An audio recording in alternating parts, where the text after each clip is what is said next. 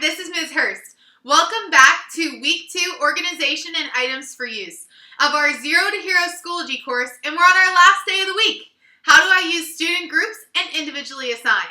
So what do you need for today? You're just going to need to have some students in your classes that you can put into different groups and that you can assign something to individually. So let's get started.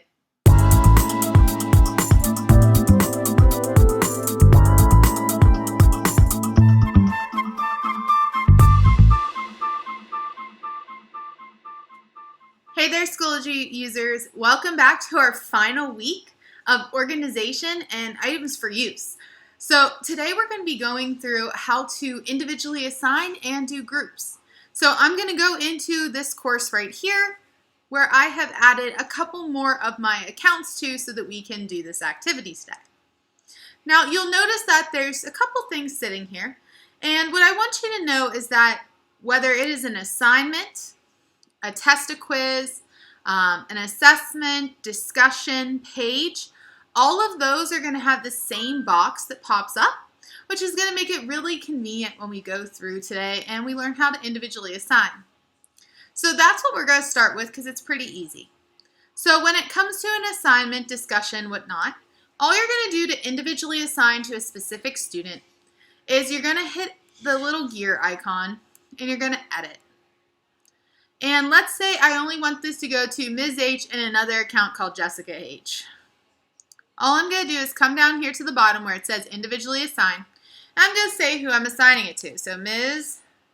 H, and we're going to add Jessica. There we go. So now this assignment will not show for other students. And I'm going to show you what that looks like. So saving the changes, you'll see that it currently said 4.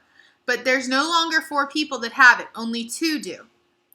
So today I'm going to hit course options and view the course as somebody else. Let's view it as Jess Hurst for a moment. You'll notice that that assignment is not here. That's because it's not assigned to them. This is an especially great tool for if you're trying to accommodate an IEP. Now, to exit out of viewing what courses look like, you just hit back to course. And again, you see, hey, that what's the sequence assignment is there. Now, the only downside is that if you are syncing your gradebook, this is going to show up. So what you'll see is that here, oh, I don't have a grading period set up. But if I did have a grading period set up, you would see that in here, it's grayed out for the students who don't have it.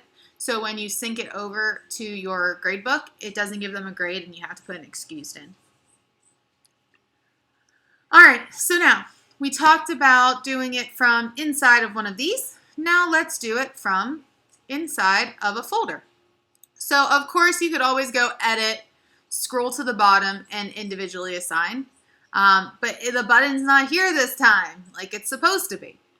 On folders, it's a little different. You have to hit edit and then there's this individually assign. And it pops up with this fancy little editor. I'm not sure why the other one hasn't been upgraded to this yet. It must be in the works. And all that you're going to do is click the list and then you can Dropbox click on them.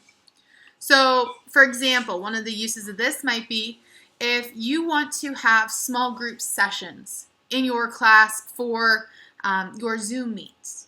You might have a folder that tells them what time their session is and what their work is. And you could have different folders for different groups of students and they would only see their item.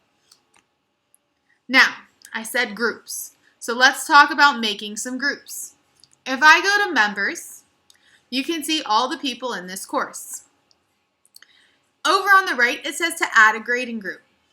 And what I can do now is create a group. So let's say colors. So the blue group, and that's going to be Ms. H and Ms. Hurst. All right, so now you'll see that underneath their names it says blue group. When I click on blue group, it tells me who is in that group. If I go back to members, now I can see my students. I can make more groups. Someone can be a member of multiple. So if you are, let's say, elementary and you have reading groups, you could do that with this as well. So let's put Ms. H, Ms. Hurst, and Jessica Hurst in this one. And you'll see that now there's my green group. When I go to all, we have our green group. Now, the groups are kind of deleting on me here, and I think that's because I'm in a basic account. So I refreshed it and the glitch is gone, and you can now see the blue group and the green.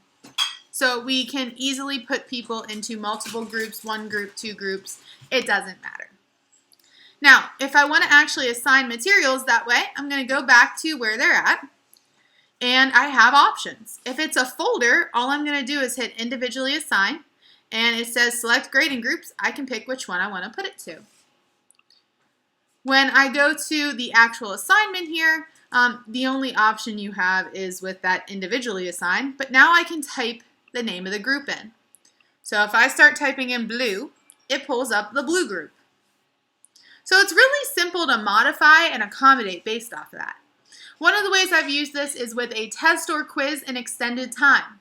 I have assigned that to only certain students who receive that accommodation, and then no one else knows that they get it. This individualizes the course. I've also done this with a jigsaw activity. So when I have the students broken into groups and they learn something and then they go back and teach other students it. It works really well because they don't know that they're getting something different. They don't know that their screen looks different. It's pretty cool. So I hope this helps. I hope you've enjoyed. Make sure you like, share, and subscribe. And I'll see you guys next week for week 3. Have a good weekend. Bye-bye.